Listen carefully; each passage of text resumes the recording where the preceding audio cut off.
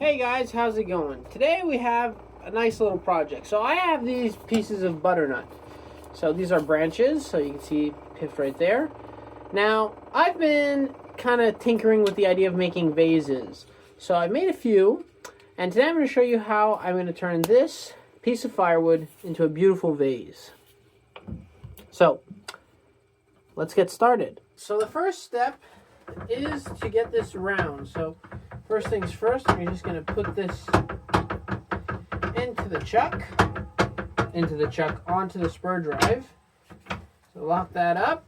Make sure that's all tight. This is a big piece of wood. We don't want it flying off. Now that's not perfectly centered, so I'm going to recenter that. Boom, right onto the pift. Now, a lot of you might be saying, Matthew, you constantly say, take the pift out. You'll see why in this case it's not really that bad.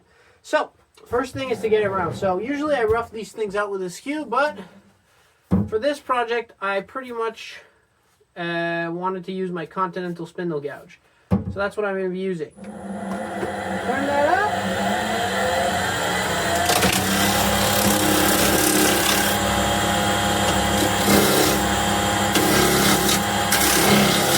Did you go this way?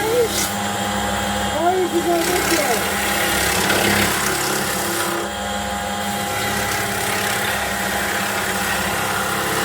There we go. That's nice and round. Now the first thing I like to do is to get part of the shape done. So, I'm going to round that side off and make a 10-inch.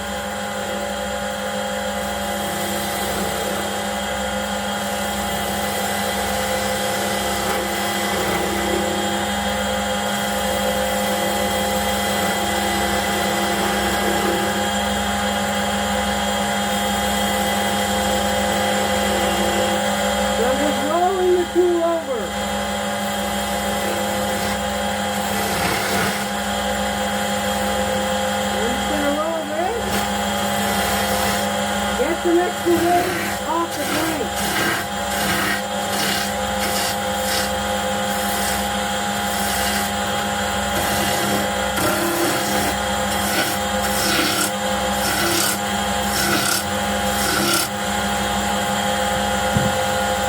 Half-inch spindle gouge to clean that up.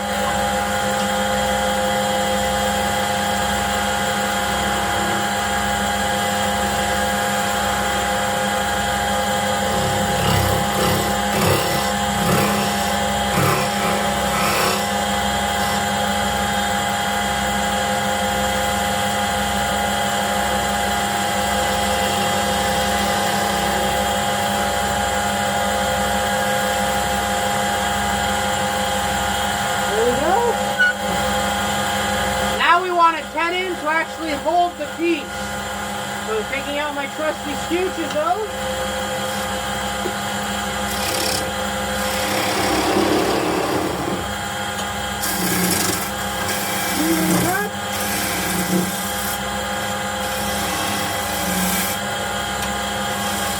There, nice little shoulder.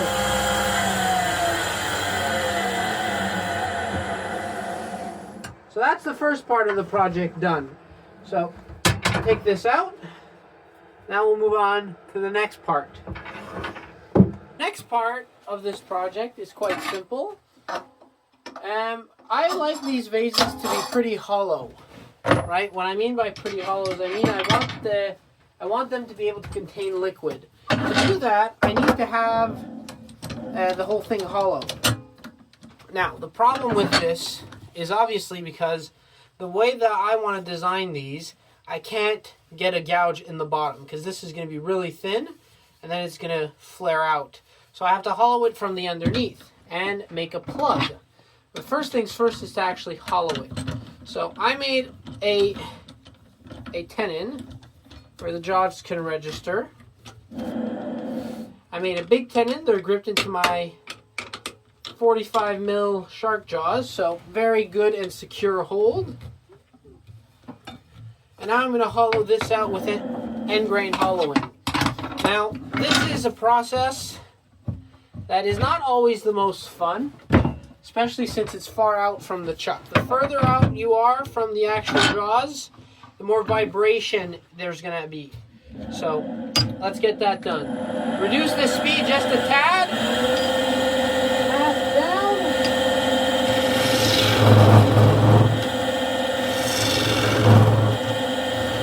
Already we have vibration.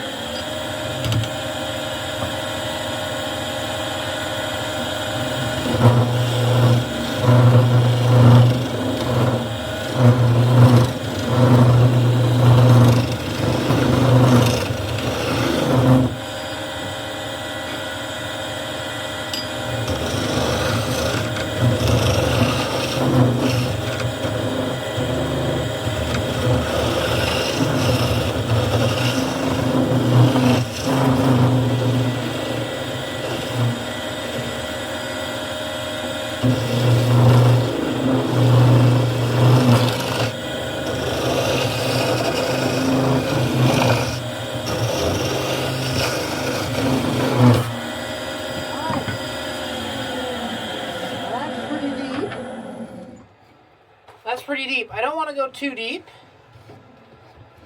So now I want to just kind of hollow out. I want to get a nice consistent curve. So for that, I'm going to use a carbide. I haven't used a carbide on this channel yet because, to be honest, I don't use them that much. I think they're good tools, but I think that you can pretty much do everything with normal traditional tools. But this, I prefer a carbide. So just turn the carbide on. Now I might get in the way of the camera.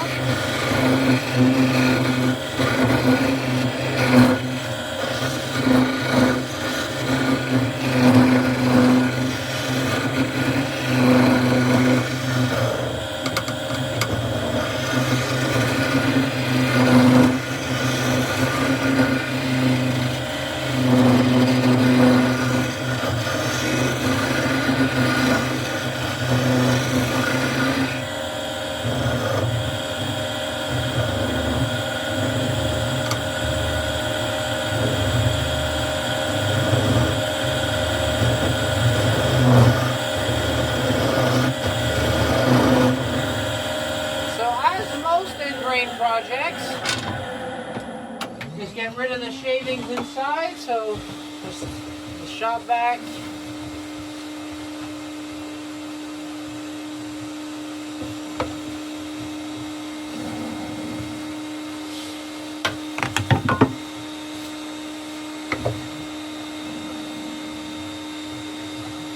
There we go.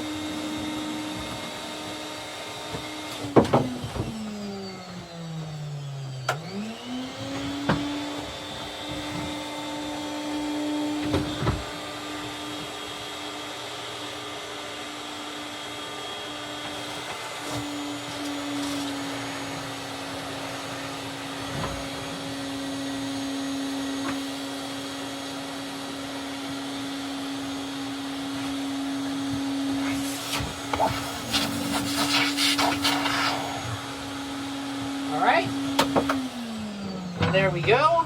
Now what I want is a nice, relatively consistent curve. Doesn't need to be too consistent, but I've gotten a good, decent amount of space.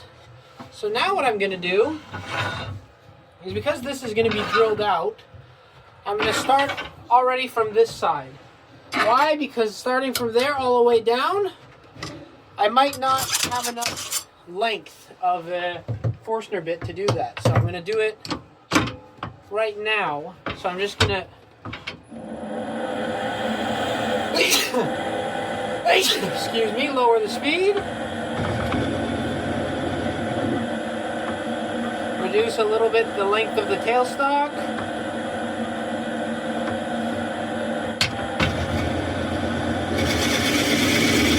And just go as far as I can go.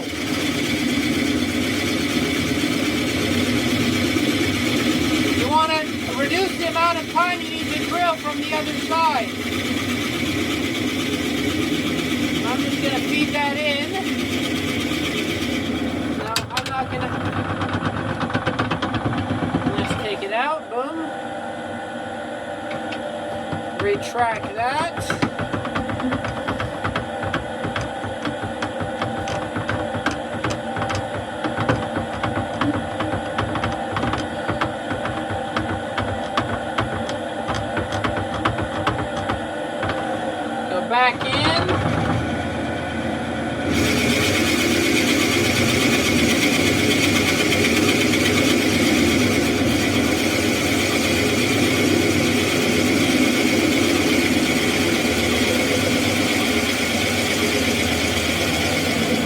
Now I can't go further than that.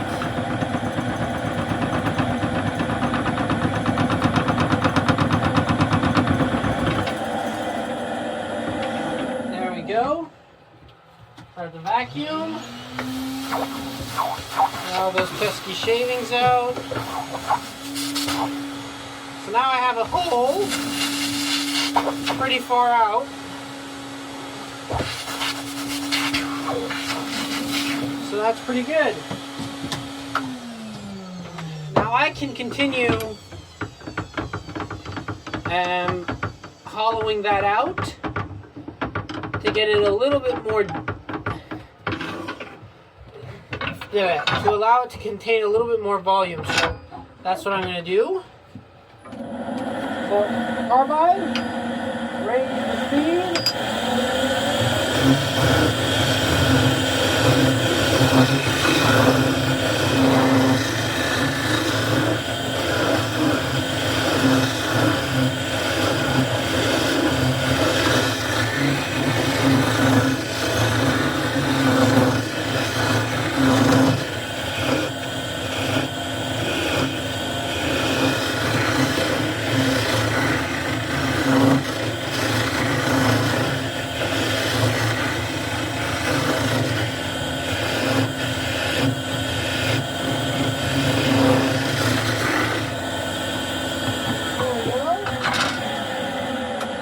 Pretty nice.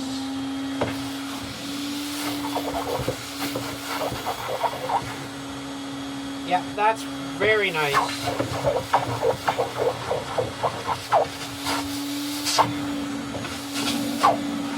All right.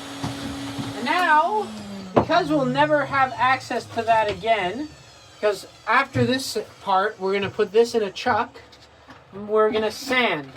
So get the sanding paper out. Yeah.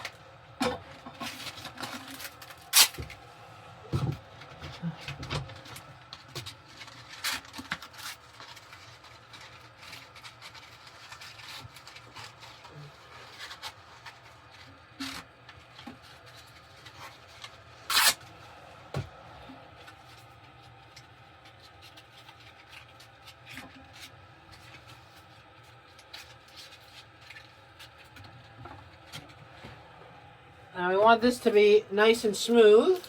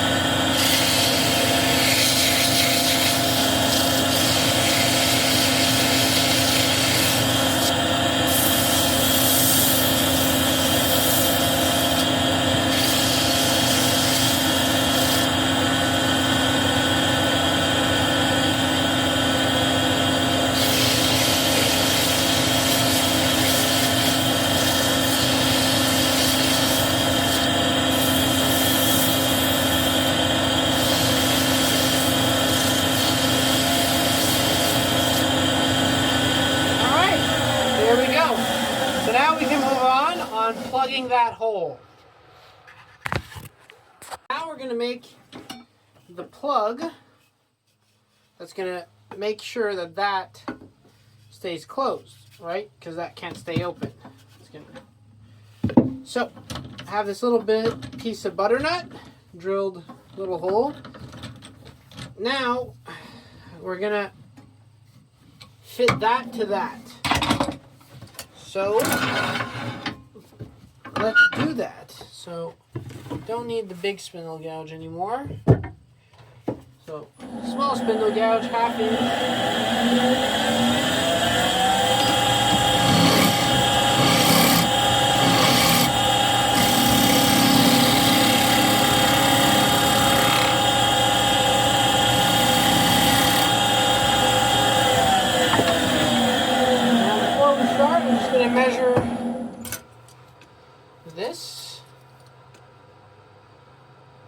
go. We'll start a little bit bigger.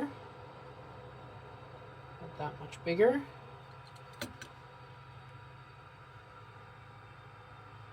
That's good. Yeah, so that's going to be a little bit big.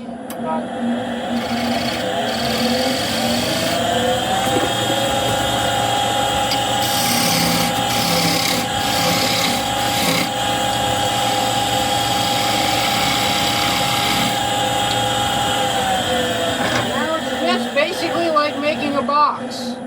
We're just going to test fit it until it fits.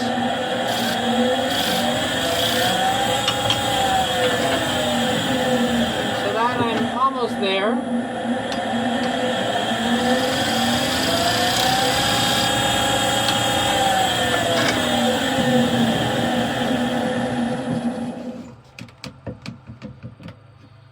So that's pretty good. So just make that concave.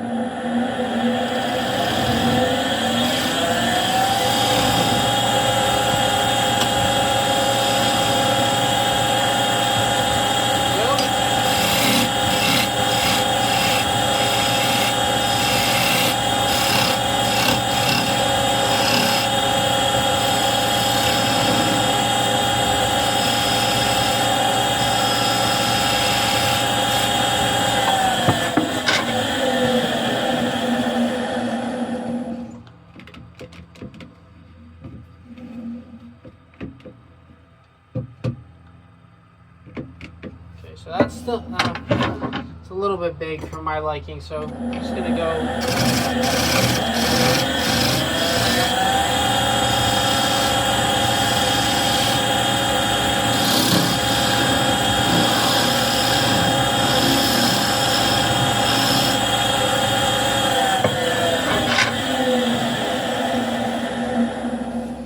There you go, that's tight. So that's good. So now, this is what makes the process either easy or difficult. Will that grip in there? Yes! So when it grips, it's really simple, because what's going to happen is now we have to make this flush and concave so that it sits level. So that needs to be like super thin. You're going to hear it. So I'm going to go right, I'm going to switch the camera. This view so you can see a little bit better. So single grab.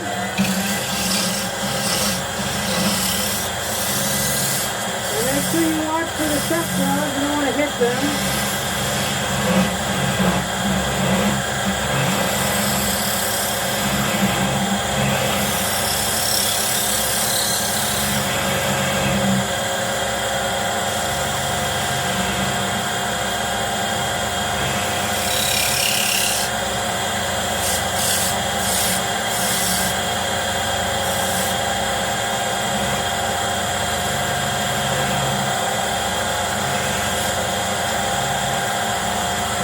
Just flush with the jaws.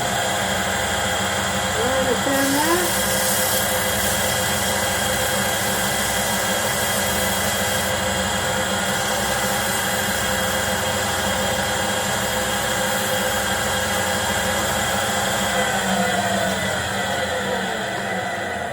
And there we go.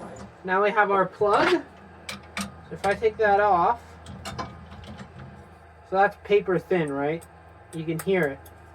But that's so that when that sits, it's like there's no seam. And so it still sits level.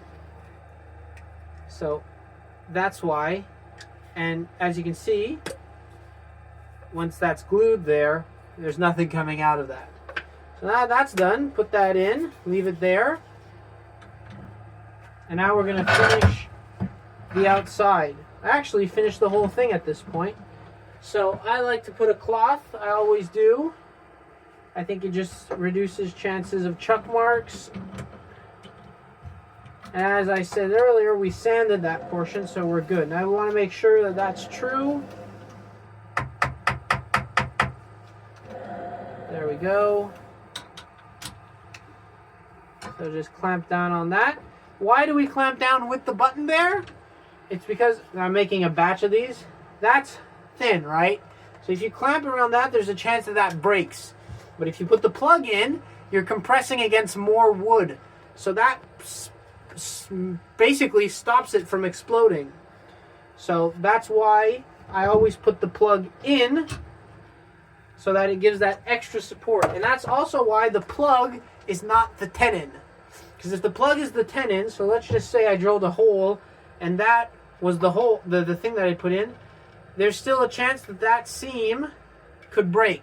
Not only that, I'd have to glue the tenon on, then I'd have to finish it, instead of just finishing it in one go. Now that's the drill bit.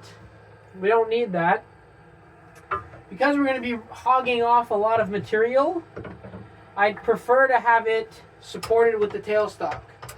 And this is the thing with turning. I've said this, I hate turning with the tailstock. The least amount the tailstock is there, the happiest I am. It's not really because I don't like it, it's because it's in the way most of the time. Excuse me. It's in the way most of the time, and I'd rather it not be in the way. So now that's done. Put the big rest. Turn that on and let's shake it.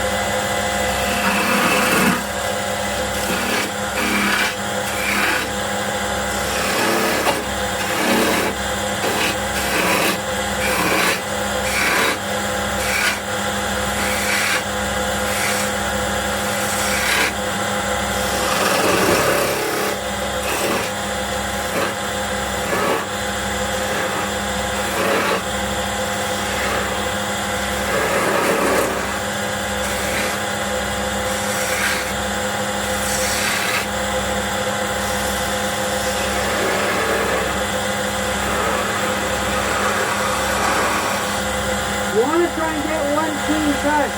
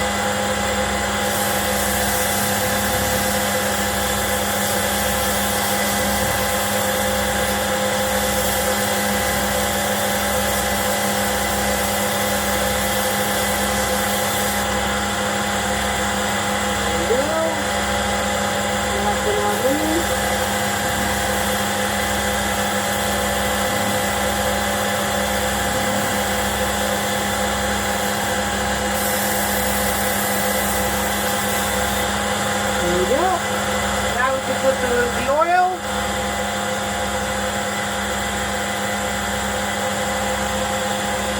I'm going to dip it into.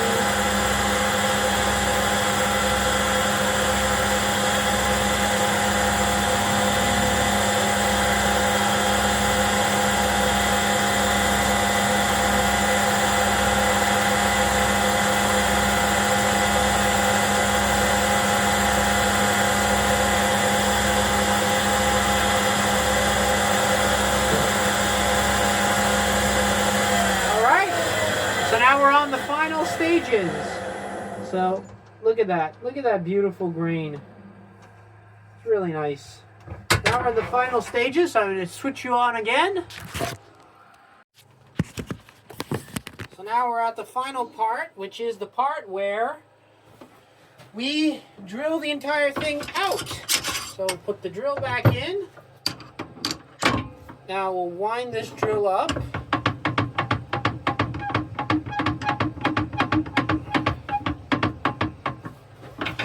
Put that there. Put the rest out of the way for now. We'll need it, but not now. Lower the RPMs.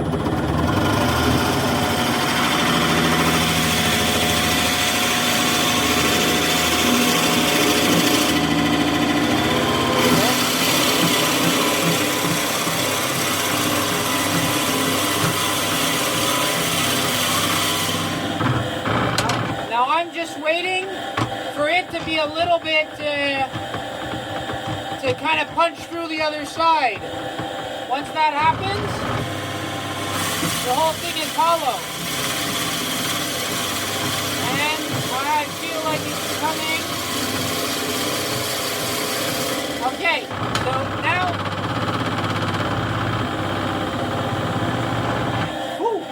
Alright, so now what's happening is the drill's going to butt up against that.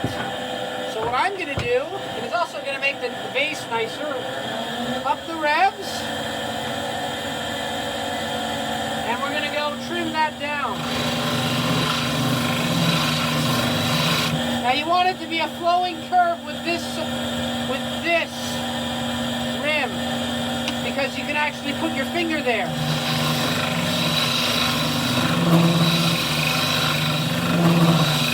And it's going to open up the opening for the drill to go in.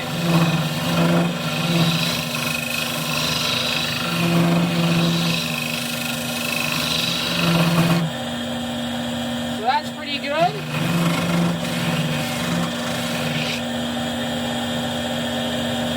That's nice. Now that's a nice flowing curve.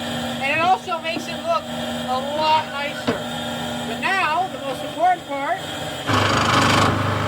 is the drill can actually go in and boom! You see how it doesn't drill anymore? That's because I've punched through.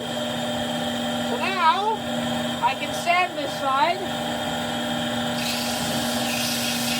You put this paper in as far as you can put it, you can fit your finger. Because there's no really point in sanding beyond where you can touch. Up the revs a little bit for sanding.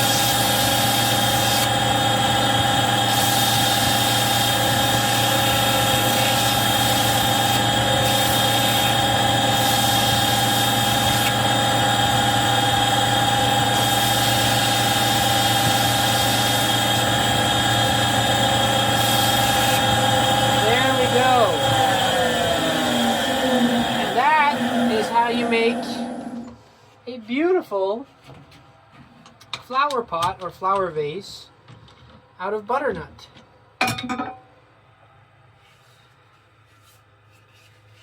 And as you can see, there's a hole there. I'm going to tap this.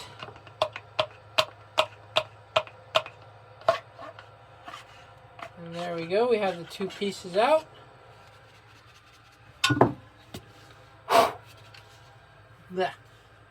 There we go. So I hope you guys enjoyed this video. This is a beautiful project. Now some of you might be thinking, then what the hell is the point for this? The reality is when you make wood stuff, you can't let standing water sit in it. Not because the wood will crack. And this is another thing. This was a branch. But because we've basically we've hollowed out the pift, there's no more core in this thing.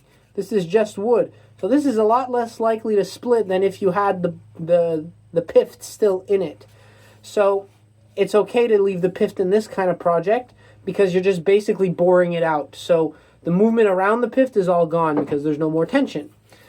But you still can't let wood sit in standing water because that can cause rot and that can cause a bunch of problems. So I coat the inside, especially this is not going to be drinking water, it's just going to be put flowers in. I put epoxy inside to just coat the inside with a fine layer of epoxy. And obviously, to get access to the inside, I need to be able to put my fingers in here and pour the epoxy. So I have my plug that I will then epoxy around and just put that there. And then I have a nice, beautiful bottom. And I have a plug for the whole thing. And then this becomes a nice closed vase made of beautiful butternut for flowers that you can display.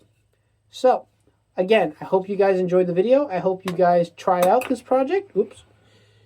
And as always, happy turning, and we'll see you next time.